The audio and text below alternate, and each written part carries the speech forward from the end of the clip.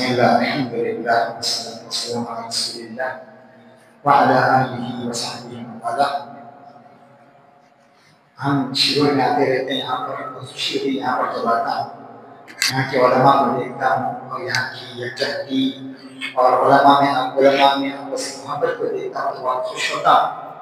مولانا بہاؤالدین صاحب، مولانا اسماعیل صاحب، مختلف علماء کرام میں آنا ہوتا ہے بار بار، تو جب بھی آتا ہوں یہاں ہمیں مواقع دیے جاتے ہیں اور بلایا جاتا ہے، دعوت دی جاتی ہے، بہت خوشی ہوتی ہے ہمارے شاگردوں کو دیکھ کر، ان کے کام کو دیکھ کر۔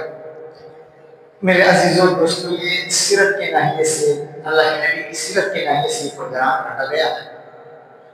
عموماً اللہ کے نبی کی ایک ہے صورت اور ایک سیرت، ایک ہے صورت، ایک ہے سیرت۔ صورت کو فنا ہے، سیرت کو دوام ہے۔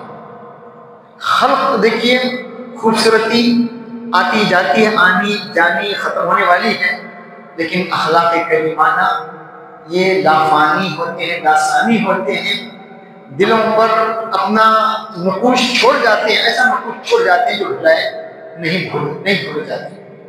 عموماً ہم دیکھتے ہیں، بعض دفعہ ہم لوگ دیکھتے ہیں لوگوں کو، ہم اللہ کے نبی کی خلق یا صورت کے پہلو پر آپ کی خوبصورتی لاجواب اور لافانی تھی، آپ کا حسن بھی، لیکن بعض ہم دیکھتے ہیں، بعض دفعہ ہم لوگ ہمارا پہلو، ہماری توجہ بعض دفعہ آپ کے حسن پر، آپ کی خوبصورتی پر توجہ ہوتی ہے، چاہے نعتوں میں ہو یا سیرت کے بہت سے جلسوں میں ہو، آپ کے اخلاق کریمانہ، آپ کی سیرت پر توجہ بہت کم ہوتی ہے۔ ضروری ہے کہ ہم اس پہلو پر ہم زیادہ زور دیں، اللہ کے نبی کی جو سیرت کا جو پہلو ہے، اور یہی اتباع کی چیز ہے۔ آپ کی خوبصورتی، آپ کا حسن، آپ کا جمال، ہم اس کے مکلف نہیں ہیں، وہ اللہ کی دی ہوئی خوبصورتی ہوتی ہے، لیکن جہاں تک آپ کا کمال، آپ کا جلال، آپ کا حسن اخلاق، یہ وہ چیزیں جسے اپنایا جاتا ہے اور جس کا ہمیں اور آپ کو مکلف بنایا گیا ہے، اسے اپنانے کا مجھے اور آپ کو مکلف بنایا گیا ہے کہ اللہ کے نبی کے اخلاق کریمانہ کو ہم اپنائیں۔ کتنی اچھی بات کہی علی تنتاوی رحمۃ اللہ علیہ، بہت اچھی بات کہی۔ وہ کہتے ہیں دیکھیے آدمی حسن کے ذریعے سے لوگوں کی آنکھیں چنیا جاتی ہیں، آنکھوں کو حسن خیرہ کرتا ہے، اور بعض دفعہ انسان اپنے دل سے بھی ایک بھاگ جما دیتا ہے، سکہ جما دیتا ہے لوگوں پر۔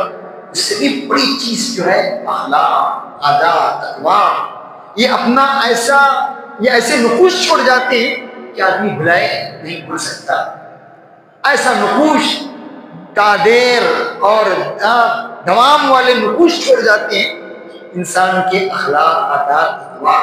اس لیے اللہ کے نبی کے بارے میں انک لعلی خلق عظیم، آپ اخلاق کے اعلیٰ معیار پر تھے۔ اب غور کیجیے آپ صلی اللہ علیہ وسلم کا اخلاق کا معیار کیا تھا؟ آپ اپنے دشمنوں کے ساتھ کس طرح کا معاملہ کرتے تھے؟ آپ دیکھتے ہیں آج فلموں میں دکھایا جاتا ہے کہ ہیرو پر ظلم ہوتا ہے یا کچھ لوگوں پر ظلم ڈھایا جاتا ہے، اور اینڈ میں آ کر اصل یہ ہوتا ہے وہ چن کر ویلن کو مار دیتا ہے، ختم کر دیتا ہے، بدلہ نکالتا ہے۔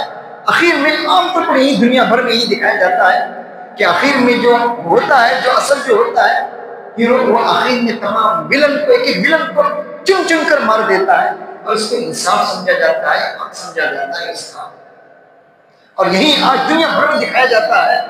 اب وہ کیجیے اللہ کے نبی صلی اللہ علیہ وسلم کا حال، آپ نے اپنے دشمنوں کے ساتھ کیا برتاؤ کیا، کیا معاملہ کیا؟ میں اور آپ ہوتے تو ہمارا کیا حال ہوتا؟ میرے ساتھ ہے، آپ کے ساتھ بھی بدتمیزی کریں، ہم اس کو بھلائے نہیں ہوتے۔ ہم سماج میں دیکھتے ہیں، اداروں میں دیکھتے ہیں، جماعتوں میں دیکھتے ہیں، ذمہ دار کے ساتھ ذرا سی کچھ غلطی ہوئی، تھوڑی سی غلطی ہوئی تو آدمی اس کو آخر تک یاد رکھتا ہے اور آخر تک اس کا بدلہ چکاتا رہتا ہے۔ اب غور کیجیے، معمولی سے غلطی ہو جائے، جو ماتحت ہیں، زیر نگی ہیں، ان سے تھوڑی سی غلطی ہو گئی تو آدمی اسے آخر تک یاد رکھتا ہے، اس کا انتخاب آخر تک اس کا بدلہ لیتا ہے چھوٹی سی چیزوں پر۔ اللہ کے نبی پر غور کیجیے، اللہ کے نبی کی سیرت کے ہم دعوے دار ہیں، اللہ کے نبی کے اتباع کے ہم دعوے دار ہیں۔ آپ کے اخلاق کریمانہ کا حال دیکھیے، قربان جائیے۔ عمیر بن وہب جنگ بدر کے بعد صفوان بن امیہ سے سانٹھ گانٹھ گٹھ جوڑ ہوتی ہے، ان سے سانٹھ گانٹھ ہوتی ہے، گٹھ جوڑ ہوتا ہے، اور کہتے ہیں اللہ کے نبی کو مارنا ہے، نعوذ باللہ، ختم کرنا ہے، اور کہتے ہیں میں آپ کی اہل و عیال کی ذمہ داری میں لے لیتا ہوں، آپ ختم کیجیے۔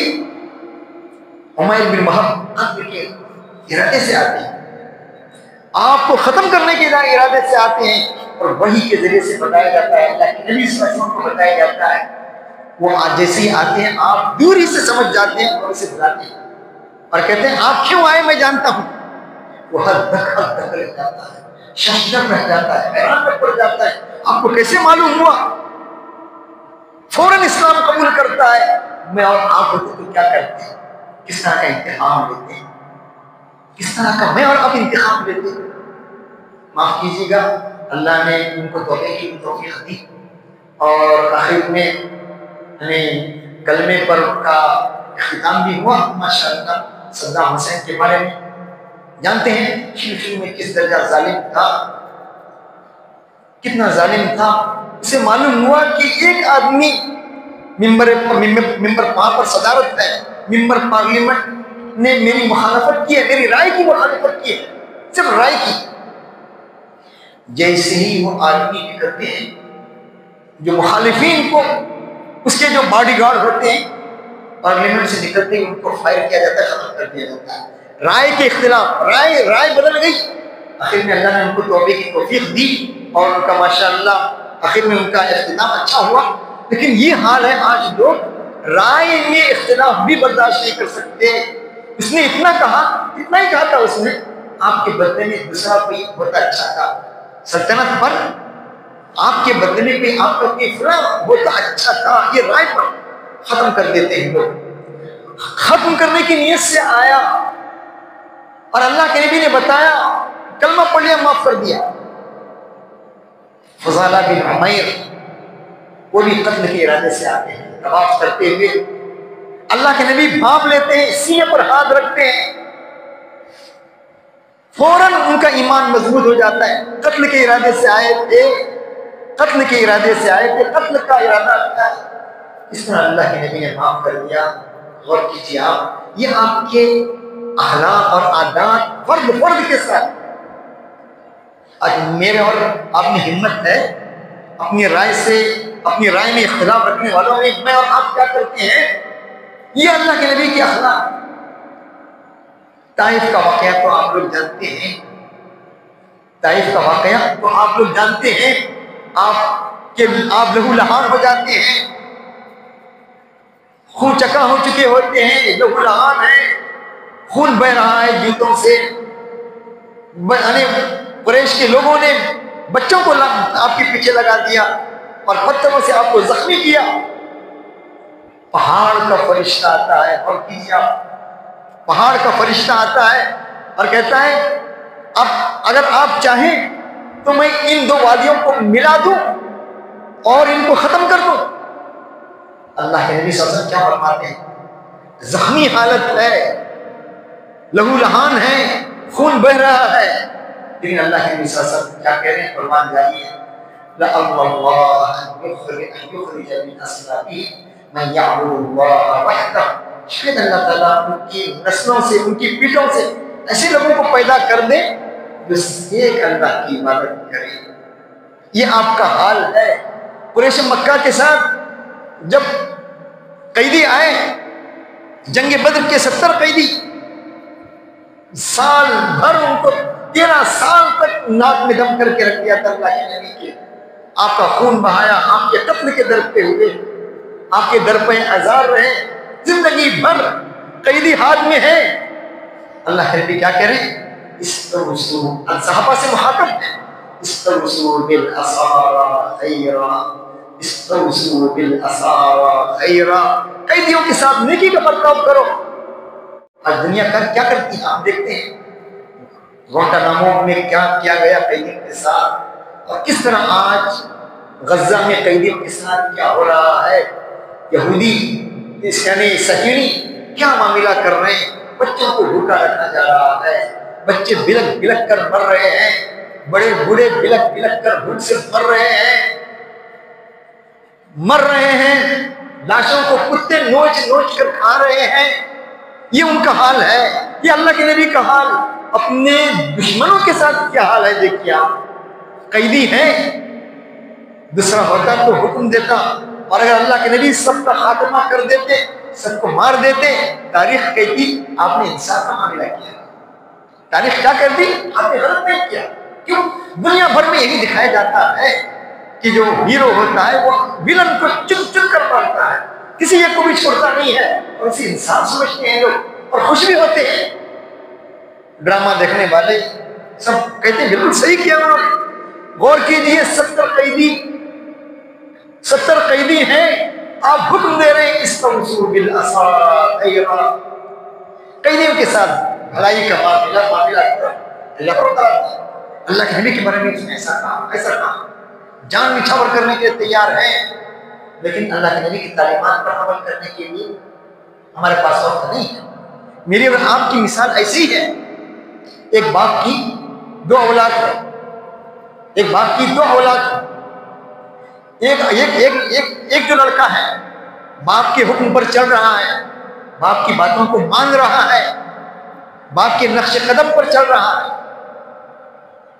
باپ کو خوشی ہوگی۔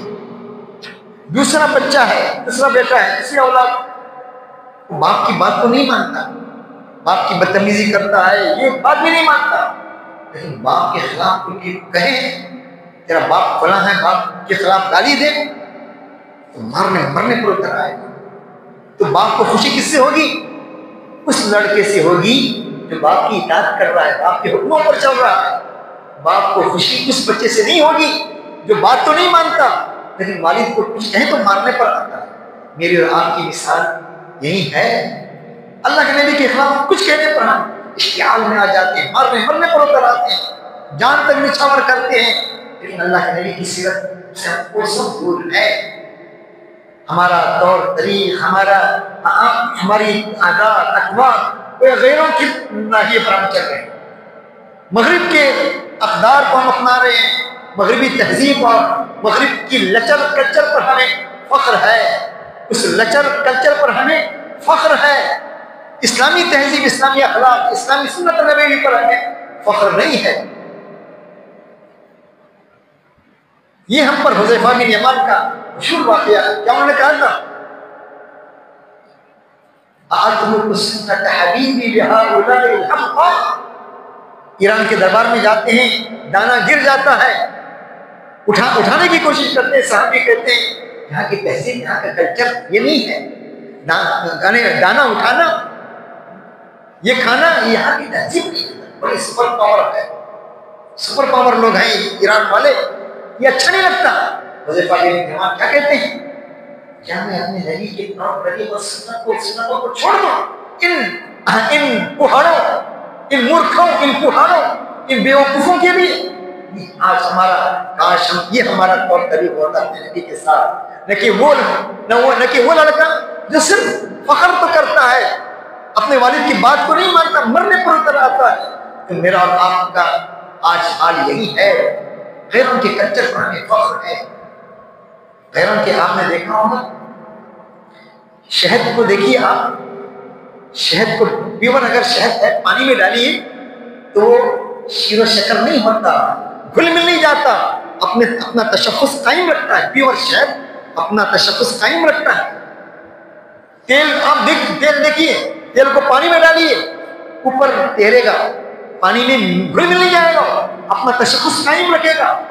تیل خود بھی اپنا تشخص قائم رکھتا ہے، جس چیز میں ڈالنا جاتا ہے اس چیز کو بھی محفوظ رکھتا ہے۔ اور مسلمانوں کا حال کیا ہے؟ کاش ہم تیل کی شکل اختیار کرتے، اپنا تشخص قائم رکھتے، اپنی شناخت قائم رکھتے، شیر و شکر نمک کی طرح گھل مل نہ جاتے، شکر کی طرح شیر و شکر نہ ہو جاتے، نبی کے طور طریقے کو اپناتے، ہمیں فخر ہوتا، نبی کے اخلاق کریمانہ کو ہم اپناتے، آج اسلام دور دور تک پھیلتا، اسلامی تعلیمات عام ہو جاتی۔ میں زیادہ وقت نہیں لوں گا میرے اور دوستوں، آج ہمیں ضرورت ہے، آج ہمارے اپنے دشمنوں کو اگر ہم رام کرنا چاہتے ہیں، نبی کی تہذیب اور کلچر کو پھیلانا چاہتے ہیں، نبی کی سنت کو عام کرنا چاہتے ہیں، نبی کے طور طریقے کو عام کرنا چاہتے ہیں، برادران وطن کو نبی سے متاثر کرنا چاہتے ہیں، تو یہ ان کٹر سے کٹر دشمن کو بھی آج سے قریب کرنے کی ضرورت ہے۔ آج ہم نے معاف کیجیے گا، میں نے اور آپ نے بانٹا ہے، یہ بی جے پی ہم تو دائی قوم ہے، ہم سیاسی قوم نہیں، دائی قوم ہے، دائی قوم کے نائیے سے ہمارے لیے سب قسم کے لوگ برابر ہیں۔ فرعون کو اس کے پاس بھیجا جا رہا ہے، دنیا کے منحوس ترین کے شخص کے پاس بھیجا جا رہا ہے، اذهبا الى فرعون انه طغى فقولا له قولا لینا لعله يتذكر او يخشى۔ خدائی کا دعویٰ کرنے والا، اس کے پاس دنیا کے محبوب ترین شخص کو بھیجا جا رہا ہے، اور اس سے کہا جا رہا ہے دعوت دینے کے لیے۔ آج میرا اور آپ کا تعلق کتنے ہی دشمن ہمارے کیوں نہ ہو، سیاست کو چھوڑ کر دعوتی کام اگر ہم کریں اور سمجھے یہ ہمارے بھائی ہیں، ہمارا ان کا تعلق خاندانی ہے، خونی ہے، پشتینی ہے، ایمانی ہے۔ اصل انہوں نے اپنا سبق بھلا دیا تھا، عہد الست میں جو سبق انہیں پڑھایا گیا تھا توحید کا، انہوں نے بھلا دیا ہے، اس بھولے بسرے سبق کو ہمیں یاد دلانا ہے۔ کاش ہم یہ کوشش کرتے تو ہم کامیاب بنتے، اور اس ماحول کو یعنی بد امنی کے ماحول کو ختم کرنے کے لیے ہم بڑا کام ادا کرتے، بڑا ہمارا پارٹ ہوتا۔ کاش ہم اس میں آگے بڑھیں۔ میں کہوں گا پھر اللہ کے نبی کی سیرت کا مطالعہ کریں، آپ کے اخلاق کریمانہ کا مطالعہ کریں، خود بھی عمل کریں، اور اللہ کے نبی کے اخلاق کو ہم پھیلانے کی کوشش کریں۔ میں اس موقع پر یہاں کی جو تنظیم ہے المبرہ، اس تنظیم کی ذمہ داروں کا بھی مشکور ہوں، یہاں کے علماء کا بھی مشکور ہوں کہ انہوں نے ہمیں دعوت دی اور آپ کے سامنے اللہ کے نبی کی سیرت کے پہلو سے مختصر انداز میں کچھ باتیں کہنے کا موقع دیا۔ میں یہاں کے اس مسجد کی ذمہ داروں کا بھی مشکور ہوں کہ اللہ تعالیٰ مجھے بھی آپ کو بھی اللہ کے نبی کی سیرت پر چلنے کی توفیق عطا فرمائیں، اور اس ماحول میں بڑھنے والی دشمنی کے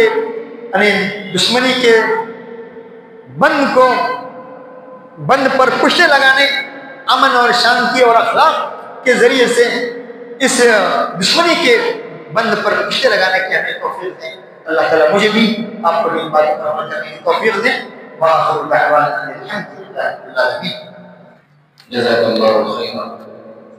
ماشاء اللہ تفصیل کے ساتھ مولانا نے رسول اللہ صلی اللہ علیہ وسلم کے اخلاق کریمانہ پر روشنی ڈالی، واقعات کی روشنی میں کہ آپ صلی اللہ علیہ وسلم نے اپنے دشمنوں کو بھی کیسے معاف کیا، اور ترغیب اس بات کی دی کہ ہمیں بھی رسول اللہ صلی اللہ علیہ وسلم کی صورت سے زیادہ سیرت کو اپنانے کی ضرورت ہے۔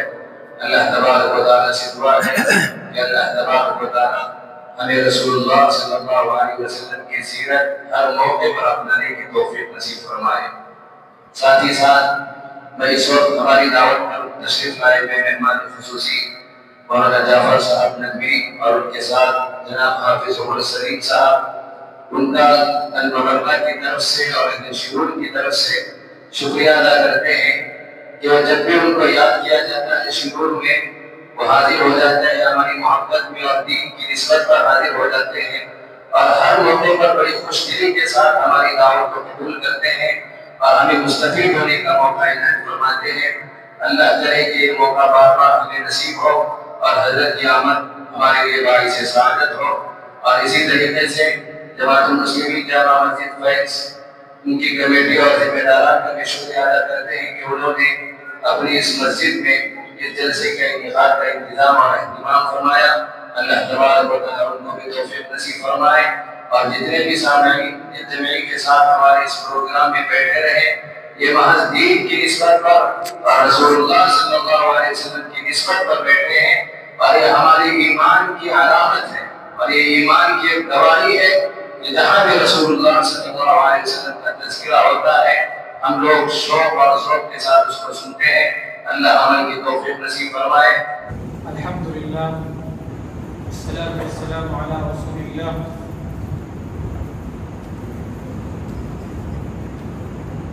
محترم حاضرین، آج کا جو موضوع ہے سیرت النبی صلی اللہ علیہ وسلم کا ہے. ایک تاریخی موضوع نہیں ہے بلکہ ایک انقلابی موضوع جو ہمیں ہر وقت ہر لمحہ یاد دلاتا ہے کہ رسول اللہ صلی اللہ علیہ وسلم اس دنیا میں کیوں آئے.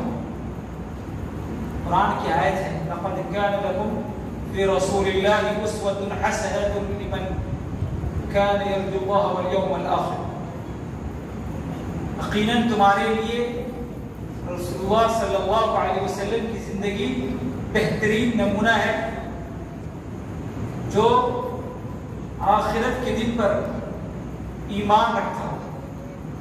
اسی طرح اللہ کے رسول صلی اللہ علیہ وسلم اس دنیا میں جو مبعوث ہوئے اس کا حقیقی جو مقصد تھا، اللہ کے رسول صلی اللہ علیہ وسلم نے خود اپنی زبانی فرمایا انما بعثت لأتمم مکارم الاخلاق.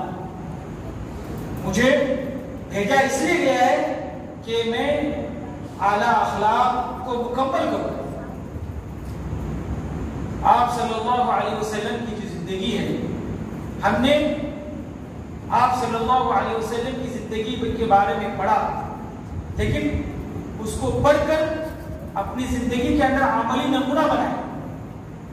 ایک واقعہ میں آپ کے سامنے بیان کرتا ہوں کہ آپ صلی اللہ علیہ وسلم اپنے لیے بھی اور دوسروں کے لیے بھی کیا ہے رحمت بنا کر کے وَمَا أَرْسَلْنَاكَ إِلَّا رَحْمَةً لِلْعَالَمِينَ. مکے کے وہ دشمن جنہوں نے آپ پر ظلم کیا، آپ صلی اللہ علیہ وسلم کے سامنے کھڑے اور دنیا کا کوئی بادشاہ ہوتا تو خون کی ندیاں بہا دیتا، لیکن رسول اللہ صلی اللہ علیہ وسلم کی رحمت پر آپ صلی اللہ علیہ وسلم کے وہ کیا تھے صحابہ پر ظلم کرتے تھے. آپ صلی اللہ علیہ وسلم اس وقت کیا فرمایا اذهبوا انتم الطلقاء، جاؤ آج تم سب آزاد ہو. حالانکہ آپ کے ہاتھ میں قدرت تھی، آپ کے ہاتھ میں غلبہ تھا، آپ کے ہاتھ میں فتح و نصرت تھی، آپ ان کو کچل دے سکتے تھے، لیکن آپ کی رحمت پر آپ اطمینان کیا فرمایا اذهبوا انتم الطلقاء کہ آج تم چلے جاؤ، تم آزاد ہو. اس کے بعد یہ جو مثال کیا ہے آپ کو درگزر کی مثال ہے، رحمت کی مثال ہے. آپ صلی اللہ علیہ وسلم نے ان پر عفو اور درگزر کا معاملہ ہے. اسی طرح علی رضی اللہ عنہ کا قول ہے رسول اللہ صلی اللہ علیہ وسلم کے اخلاق کو جس نے دیکھا وہ آپ صلی اللہ علیہ وسلم پر گرویدہ ہوا، آپ کو چاہنے لگا. اقبال نے کیا کہا تھا کہ محمد سے وفا تو نے تو ہم تیرے ہیں، یہ جہاں چیز کیا ہے لہو قلم تیرے.